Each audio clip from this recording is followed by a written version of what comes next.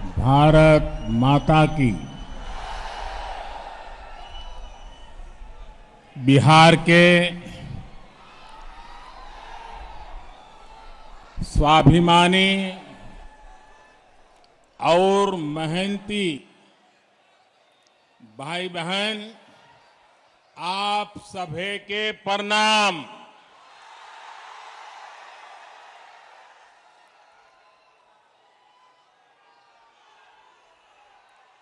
अन्नदाता, मेहनत कश किसान भाई लोग के ई धान के कटोरा कहल जाए, गौरवशाली धरती के हम नमन करतानी। मां मुंडेश्वरी ताराचंडी माता के ई पावन भूमि पर रउआ सबके अभिनंदन करतानी। बिहार के मुख्यमंत्री श्रीमान नीतीश कुमार जी, केंद्रीय मंत्रिमंडल के मेरे साथी आर.के. सिंह जी, बिहार भाजपा के अध्यक्ष डॉक्टर संजय जायसवाल जी, वीआईपी पार्टी के अध्यक्ष भाई मुकेश साहनी जी, भाजपा सांसद भाई छेदी पासवान जी और मेरे प्यारे भाई और बहनों, साथियों, हाल ही में बिहार ने अपने 2 सपूतों को खोया है, जिन्होंने यहां के लोगों को दशकों तक सेवा की है। मेरे करीबी मित्र, गरीबों दलितों के लिए अपना जीवन समर्पित करने वाले और आखिरी समय तक, आखिरी सांस तक मेरे साथ रहने वाले रामविलास पासवान जी, उन्हें मैं अपनी श्रद्धांजलि अर्पित करता हूं। उसी प्रकार से बाबू रघुवंश प्रसाद सिंह जी ने भी गरीबों के उत्थान के लिए निरंतर काम किया। वो भी अब हमारे बीच नहीं है। मैं उन्हें भी अपनी आदरपूर्वक श्रद्धांजलि अर्पित करता हूं। साथियों, आज रोहतास के साथ साथ आसपास के अन्य जिलों के साथी भी यहां आए हैं। तकनीक के माध्यम से भी काफी साथी और एनडीए के उम्मीदवार हमारे साथ जुड़े हैं। मैं आप सभी का अभिनंदन करता हूं। भाइयों और बहनों, सबसे पहले तो मैं बिहार के लोगों को बधाई देना चाहता हूं। बधाई इस बात के लिए कि बिहार के लोग इतनी बड़ी आपदा का डटकर मुकाबला कर रहे हैं। कोरोना महामारी से बचने के लिए तेजी से जो फैसले लिए गए हैं, जिस तरह बिहार के लोगों ने काम किया, नीतीश जी के नेतृत्व में एनडीए सरकार ने काम किया, उसके नतीजे आज दिख रहे हैं। दुनिया के बड़े बड़े अमीर देशों की हालत किसी से भी छिपी नहीं है। अगर बिहार में तेजी से काम न हुआ होता तो ये महामारी न जाने कितने साथियों की, हमारे परिवारजनों की जान ले लेती। कितना बड़ा हाहाकार मचता, इसकी कोई कल्पना भी नहीं कर सकता। लेकिन आज बिहार कोरोना का मुकाबला करते हुए सारी सावधानियों के साथ लोकतंत्र का पर्व मना रहा है। साथियों, मैंने बिहार के बहुत से लोगों के साथ करीब से काम किया है, उनसे बहुत कुछ सीखा भी है। एक बात जो बिहार के लोगों में बहुत अच्छी होती है वो है उनकी स्पष्टता। कभी बिहार के लोग कंफ्यूजन में नहीं रहते, किसी भ्रम में नहीं रहते। मैं और एक बधाई भी देना चाहता हूं बिहार के लोगों को। ये बधाई इसलिए देना चाहता हूं क्योंकि चुनाव के इतने दिन पहले ही उन्होंने अपना स्पष्ट संदेश सुना दिया है। जितने सर्वे हो रहे हैं, जितनी रिपोर्ट आ रही है, सब में यही आ रहा है, बिहार में फिर एक बार एनडीए सरकार बनने जा रही है।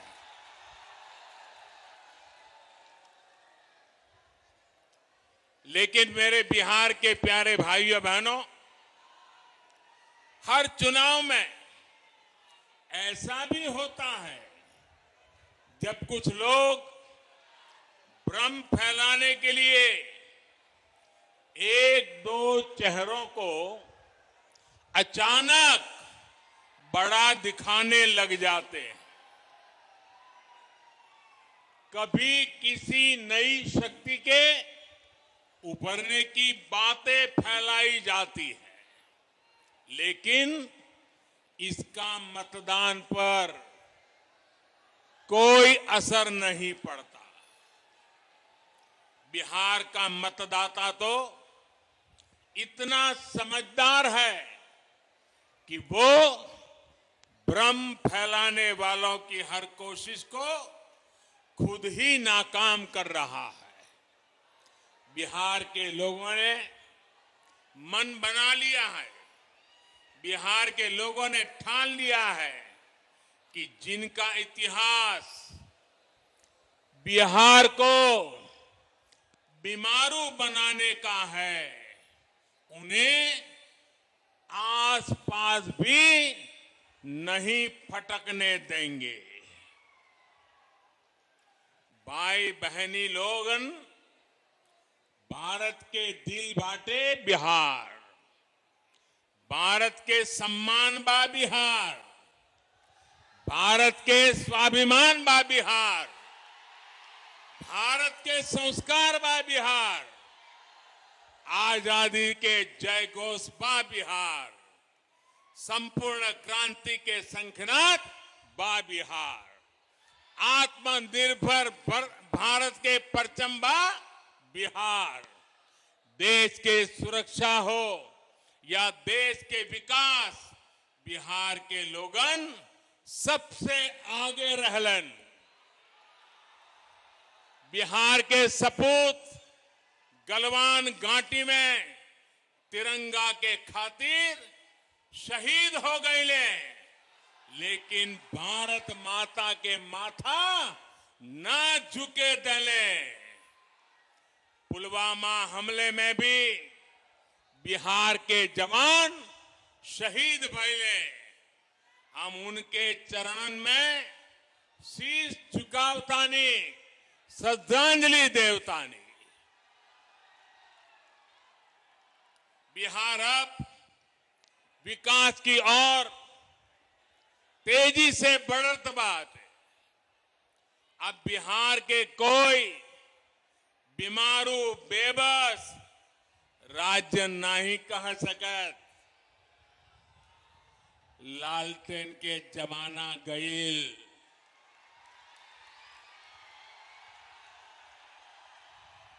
पिछले 6 सालन में बिजली के खपत 3 गुना बढ़ गईल बाटे। भाइयों और बहनों, अंधेरे से उजाले की ओर बढ़ना इसी को कहते हैं। बिहार के लोग भूल नहीं सकते वो दिन जब सूरज ढलते का मतलब होता था सब कुछ बंद हो जाना, ठप पड़ जाना।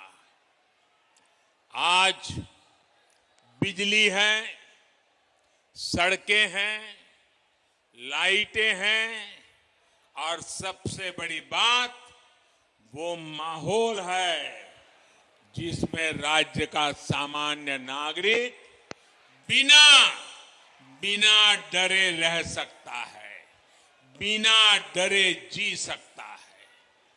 वो दिन जब सरकार चलाने वालों की निगरानी में दिन दहाड़े डकैती होती थी, हत्याएं होती थी, रंगदारी वसूली जाती थी। वो दिन जब घर की बेटियां घर से निकलती थी तो जब तक वापस ना आ जाए माता पिता की सांस अटकी रहती थी। जिन लोगों ने एक एक सरकारी नौकरी को, जिन लोगों ने एक एक सरकारी नौकरी को हमेशा लाखों करोड़ों रुपए कमाने का जरिया माना, जिन लोगों ने सरकारी नियुक्तियों के लिए बिहार के नौजवानों से लाखों की रिश्वत खाई, वो फिर बढ़ते हुए बिहार को ललचाई नजरों से देख रहे हैं। आज बिहार में पीढ़ी भले बदल गई हो, लेकिन बिहार के नौजवानों को ये याद रखना है कि बिहार को इतनी मुश्किलों में डालने वाले कौन थे। साथियों, 2014 में केंद्र में सरकार बनने के बाद जितने समय बिहार को डबल इंजन की ताकत मिली, राज्य के विकास के लिए और ज्यादा तेजी से काम हुआ है। बिहार को जो प्रधानमंत्री पैकेज मिला था उस पर काम की रफ्तार भी तेज गति से आगे बढ़ रही है। कोरोना के इस समय में भी गरीबों को सर्वोच्च प्राथमिकता देते हुए एनडीए सरकार ने काम किया है। जहां कभी गरीब का राशन की दुकान में ही लूटा जाता था, वहां कोरोना काल में गरीबों को मुफ्त राशन घर पहुंचाया गया है।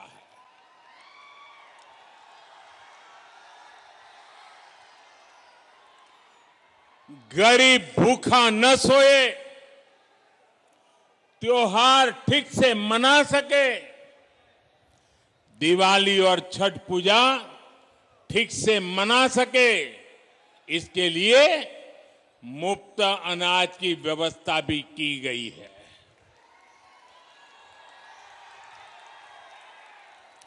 इसी कोरोना के दौरान करोड़ों गरीब बहनों के खाते में सीधी मदद भेजी गई, मुफ्त गैस सिलेंडर की व्यवस्था की गई।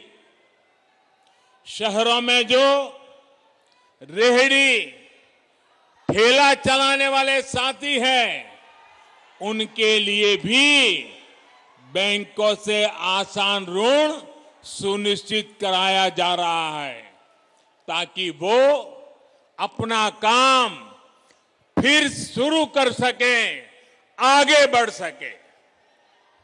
साथियों, देश जहां संकट का समाधान करते हुए आगे बढ़ रहा है, ये लोग देश के हर संकल्प के सामने रोड़ा बनकर खड़े हैं। देश ने किसानों को बिचौलियों और दलालों से मुक्ति दिलाने का फैसला लिया तो ये बिचौलियों और दलालों के पक्ष में खुलकर मैदान में है। मंडी और एमएसपी का तो बहाना है, असल में दलालों और बिचौलियों को बचाना है। याद कीजिए, लोकसभा चुनाव से पहले जब किसानों के बैंक खाते में सीधे पैसे देने का काम शुरू हुआ था, तब इन्होंने कैसे कैसे भ्रम फैलाया था। जब देश की रक्षा के लिए राफेल विमानों को खरीदा गया, तब भी ये बिचौलियों और दलालों की भाषा बोल रहे थे। साथियों, आज देश की जनता, देश के किसान, देश के नौजवान देख रहे हैं कि इन लोगों के लिए देश हित नहीं, दलालों का हित ज्यादा महत्वपूर्ण है। इसलिए जब जब बिचौलियों और दलालों पर चोट की जाती है, तब तब ये तिलमिला जाते हैं, बौखला जाते हैं। आज हालत ये हो गई है कि ये लोग भारत को कमजोर करने की साजिश रच रहे लोगों का साथ देने से भी नहीं हिचकिचाते। आप मुझे बताइए, जम्मू कश्मीर से आर्टिकल 370 हटने का इंतजार देश बरसों से कर रहा था या नहीं? ये फैसला हमने लिया, एनडीए की सरकार ने लिया, लेकिन आज ये लोग इस फैसले को पलटने की बात कर रहे हैं। ये कह रहे हैं कि सत्ता में आए तो आर्टिकल 370 फिर लागू कर देंगे। और इनका दुस्साहस देखिए, इतना कहने के बाद भी ये लोग बिहार के लोगों से वोट मांगने की हिम्मत दिखा रहे हैं। जो बिहार अपने बेटे बेटियों को सीमा पर देश की रखवाली के लिए भेजता है, क्या ये उसकी भावना का अपमान नहीं है? मैं जवानों और किसानों की भूमि बिहार से इन लोगों को एक बात एकदम स्पष्ट कहना चाहता हूं। ये लोग जिसकी चाहे मदद ले लें, देश अपने फैसलों से पीछे नहीं हटेगा। भारत अपने फैसलों से पीछे नहीं हटेगा। भाई और बहनों, इन लोगों को आपकी जरूरतों से कभी सरोकार नहीं रहा। इनका ध्यान रहा है अपने स्वार्थों पर, अपनी तिजोरी पर। यही कारण है कि भोजपुर सहित पूरे बिहार में लंबे समय तक बिजली, सड़क, पानी जैसी मूल सुविधाओं का विकास नहीं हो पाया। हालत ये थी कि कैमूर में जिस दुर्गावती सिंचाई परियोजना का शिलान्यास, आप याद रखिए ये सारी बातें, कैमूर में जिस दुर्गावती सिंचाई परियोजना का शिलान्यास बाबू जगजीवन राम जी ने 70 के दशक में किया था, 70 के दशक में, वो इतने वर्षों में भी पूरी नहीं हुई थी। इस काम को एनडीए सरकार ही पूरा कर रही है। साथियों, बिहार के विकास की हर योजना को अटकाने और लटकाने वाले ये लोग हैं जिन्होंने अपने 15 साल के शासन में लगातार बिहार को लूटा, बिहार का मान मर्दन किया। आपने बहुत विश्वास के साथ इन्हें सत्ता सौंपी थी, लेकिन इन्होंने सत्ता को अपनी तिजोरी भरने का माध्यम बना लिया।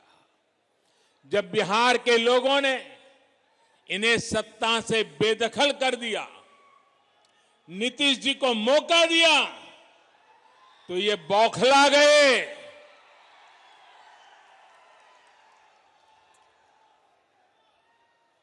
जो बात मैं बता रहा हूं, इसको जरा बारीकी से समझने की कोशिश कीजिए। जब उनको सत्ता से बेदखल किया गया तो ये लोग बौखला गए। उनके अंदर एक गुस्सा आया, जहर भर गया।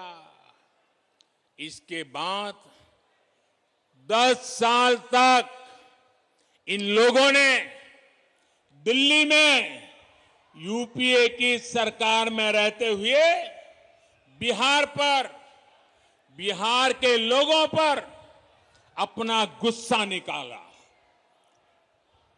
और मुझे याद है, मैं भी गुजरात का मुख्यमंत्री था, नीतीश जी बिहार के मुख्यमंत्री थे, और जब हम भारत सरकार की मीटिंगों में जाया करते थे, नीतीश जी बार बार उनको कहते थे कि आप बिहार के काम में रोड़े मत अटकाइए, बिहार के राजनीति का अखाड़ा दिल्ली को मत बनाइए। लेकिन 10 साल तक यूपीए सरकार में बैठे लोगों ने, जिसको टाइट चाबी करने के लिए बिहार के लोग पहुंचे हुए थे, वे पराजय के गुस्से में नीतीश जी को एक काम नहीं करने देते थे। 10 साल बर्बाद कर दिए नीतीश जी के। बाद में 18 महीने क्या हुआ, ये मुझे कहने की जरूरत नहीं है, आप भली भांति जानते हैं।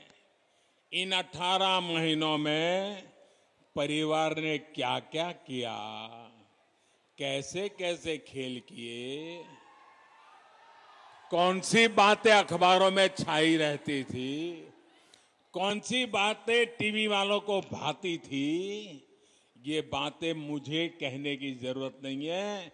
बिहार और देश के लोगों से छिपा नहीं है। जब नीतीश जी इस खेल को भांप गए, ये समझ गए कि इन लोगों के साथ रहते हुए बिहार का भला तो छोड़िए, बिहार और 15 साल पीछे चला जाएगा, तो उन्हें सत्ता छोड़ने का फैसला लेना पड़ा। साथियों, बिहार के लिए, बिहार के उज्जवल भविष्य के लिए हम फिर एक बार नीतीश जी के साथ आए। साथियों, 2014 में प्रधान सेवक बनने के बाद, यह आंकड़ा लोगों को याद नहीं आ रहा है, बिहार में याद कराना पड़ेगा। मुझे नीतीश जी के साथ कंधे से कंधा मिलाकर काम करने के लिए सिर्फ 3-4 साल का ही मौका मिला है। बाकी तो यूपीए के साथ संघर्ष करने में बिहार का टाइम गया है। लेकिन इन 3-4 वर्षों में भी कहीं पर 3-4 गुना काम किया, कहीं पर 5 गुना तेजी से काम किया गया है। साथियों, आज एनडीए के सभी दल मिलकर आत्मनिर्भर, आत्मविश्वासी बिहार के निर्माण में जुटे हैं।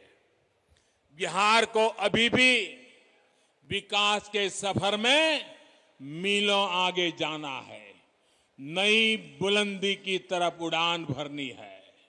बीते वर्षों में बिहार के गरीब, दलित, वंचित, पिछड़े, अति पिछड़े, आदिवासी, उन सब तक वो सुविधाएं पहुंचाने का प्रयास किया गया है, जिन्हें पाना कभी बहुत मुश्किल होता था।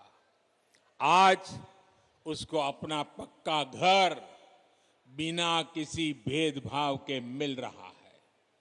आज वो भी संपन्न परिवारों की तरह गैस चूल्हे पर खाना बना रहा है। आज उसके घर में भी शौचालय की सुविधा है। आज उसके बच्चे भी बिजली की रोशनी में पढ़ाई कर पा रहे हैं। आज वो बीमार होता है तो उसके पास 5 लाख रुपए तक मुफ्त इलाज की सुविधा है। साथियों, शुद्ध पीने के पानी की क्या स्थिति थी, ये बिहार की बहनों बेटियों से बेहतर कौन समझ सकता है। आज जल जीवन मिशन से हर घर जल पहुंचाने का काम तेजी से चल रहा है। इस मिशन का लाभ यहां इस क्षेत्र में रहने वाले हमारे आदिवासी भाई बहनों को भी होगा। उनके घर में भी पाइप से पानी पहुंचेगा। साथियों, हमारे यहां गांवों के घरों के स्वामित्व को, घर का मालिक कौन है, उसका स्वामित्व किसके पास है, इन बातों को लेकर हमेशा बहुत बड़ा सवाल रहा है। गांव की जमीन, इन जमीनों पर घर, पुरखों के बनाए घर, इनमें बरसों से जो लोग रहते रहे हो, लेकिन सरकारी दस्तावेजों में इनका अस्तित्व ही नहीं रहता। ऐसे में अक्सर 2-4 फुट को लेकर हर घर के साथ दूसरे का विवाद चलता रहता है, रिश्तेदारों में विवाद चलता रहता है, गांव में झगड़े होते रहते हैं, मार पिटाई होती है, कभी कभी मौत बुला ली जाती है। इन जमीनों पर, इन घरों पर मैं बिहार के हर गांव के नागरिक से बात विशेष रूप से कहना चाहता हूं। इन घरों पर आज जो उनके घरों के पास कागज होने के कारण बैंकों से कोई कर्ज भी नहीं मिलता है। भारत के गांवों में रहने वालों की इस दिक्कत को दूर करने के लिए केंद्र सरकार ने स्वामित्व योजना की शुरुआत की है। इस योजना में सब कुछ टेक्नोलॉजी के माध्यम से हो रहा है, टेक्नोलॉजी कर रही है। ड्रोन की मदद से गांव के घर घर की मैपिंग, उसको नापा जा रहा है, मैपिंग कराई जा रही है। सारी कार्रवाई के बाद गांव के लोगों को, हर एक नागरिक को उनके घर का, उनकी जमीन का स्वामित्व कार्ड दिया जा रहा है। भारत के 6 राज्यों में ये योजना पायलट के रूप में शुरू हो गई है। कुछ दिन पहले बाबू जयप्रकाश नारायण जी की जयंती के दिन 1 लाख लोगों को स्वामित्व कार्ड दिए गए हैं। बिहार में चुनाव के बाद, एनडीए की सरकार बनने के बाद बहुत जल्द इस योजना को यहां पर भी शुरू किया जाएगा। बिहार के गांव के हर नागरिक को इसका बहुत बड़ा लाभ मिलने वाला है। यहां के नौजवानों को लाभ होने वाला है। घर के स्वामित्व कार्ड पर गांव का नागरिक भी बैंकों से बहुत आसानी से ऋण ले सकेगा, कोई दिक्कत नहीं होगी। ये स्वामित्व कार्ड आपके जीवन में एक नई निश्चिंतता लेकर आएगा। साथियों, सुविधा के साथ साथ बिहार के सभी वर्गों को अधिक से अधिक अवसर देने के लिए ठोस प्रयास किए जा रहे हैं। दलितों, पिछड़ों, आदिवासियों को मिलने वाले आरक्षण को अगले 10 साल तक के लिए बढ़ा दिया गया है। उसी प्रकार से सवर्ण समाज में जो अनामत से वंचित, आरक्षण से वंचित थे, उसमें जो गरीब है उनको 10% आरक्षण देने का निर्णय भी हमारी सरकार ने किया है। यही नहीं, सरकारी भर्ती प्रक्रिया में जो सुधार किए जा रहे हैं उसका भी लाभ बिहार को मिलना तय है। इस क्षेत्र के भी बहुत से युवा एंट्रेंस एग्जाम के लिए बड़े शहरों का रुख करते हैं। बार बार होने वाली परीक्षाओं के कारण युवा साथियों का समय, ऊर्जा और धन तीनों बर्बाद होता था। अब देश में अधिकतर प्रतियोगी परीक्षाओं के लिए कॉमन एंट्रेंस टेस्ट की सुविधा मिलने से युवा साथियों की परेशानी कम होगी। एक ही एग्जाम से सरकार के अनेक नौकरी के दरवाजे खुलेंगे।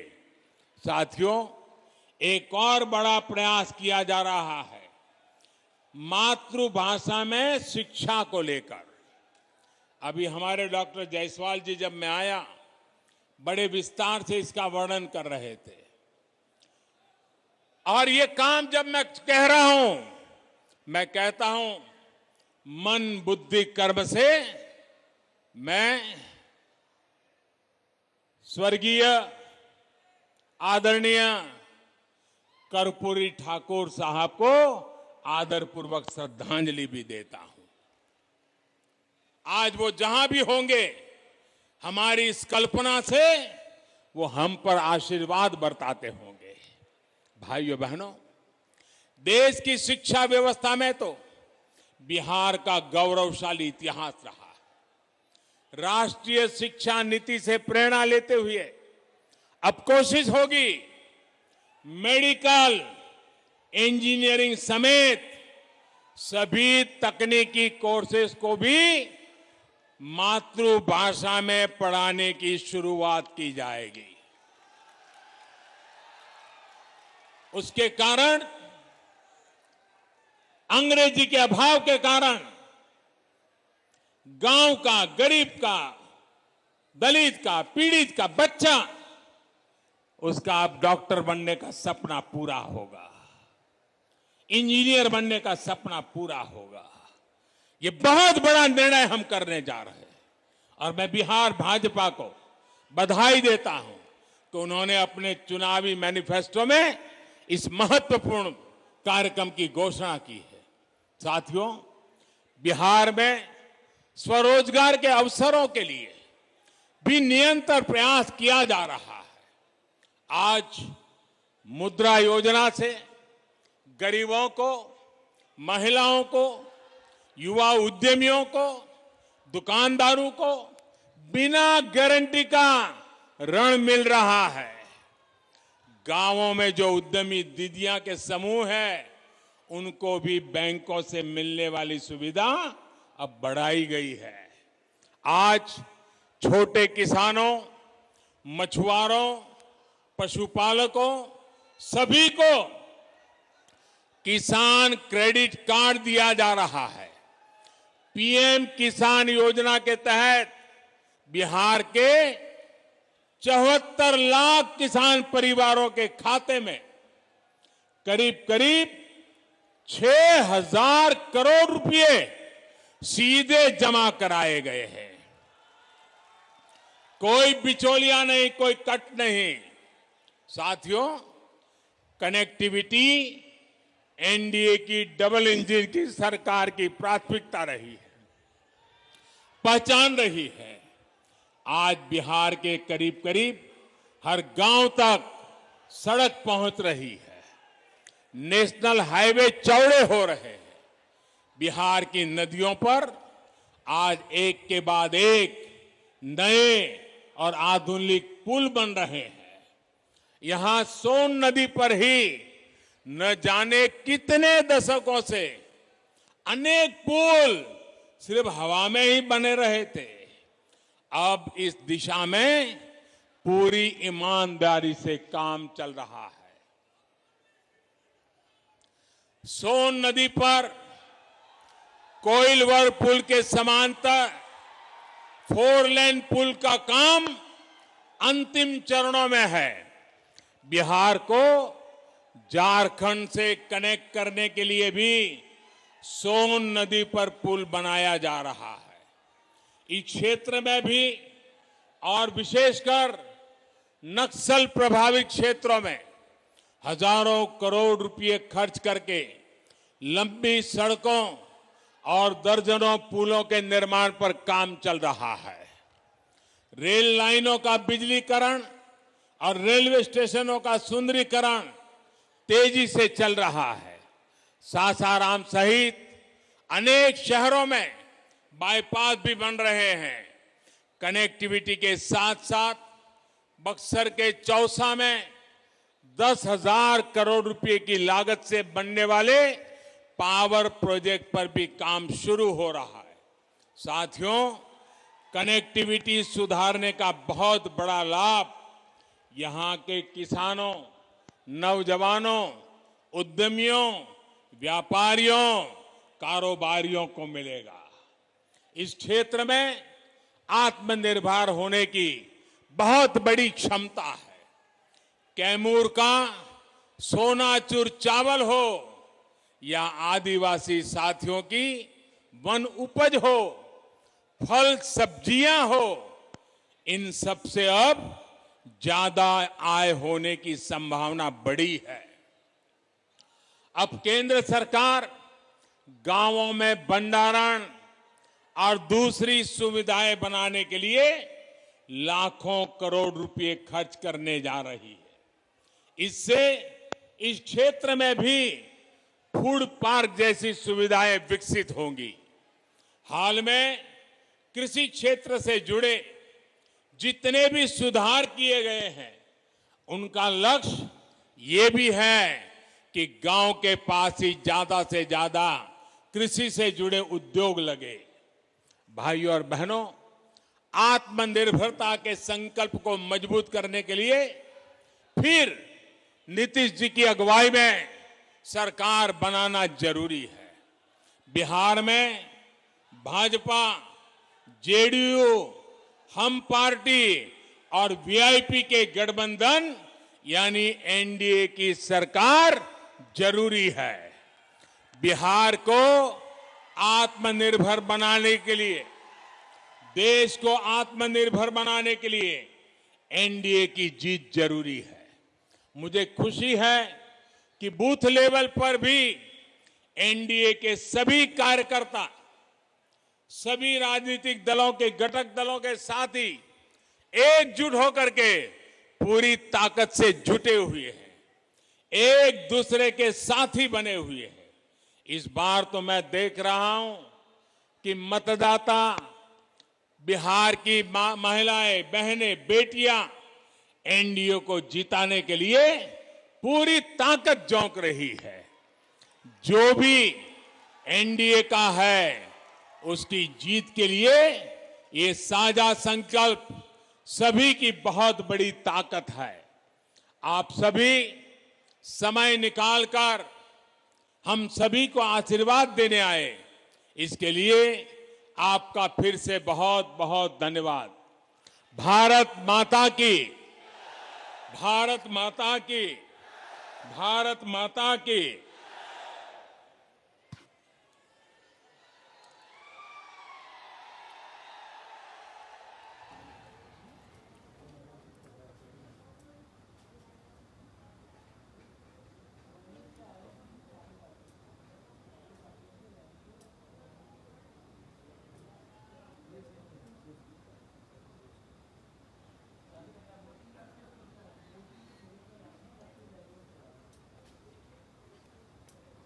तो आप सुन रहे थे सासाराम से देश के प्रधानमंत्री नरेंद्र मोदी को, जो बिहार में आने वाले चुनाव के मद्देनजर अपनी पहली जनसभा को संबोधित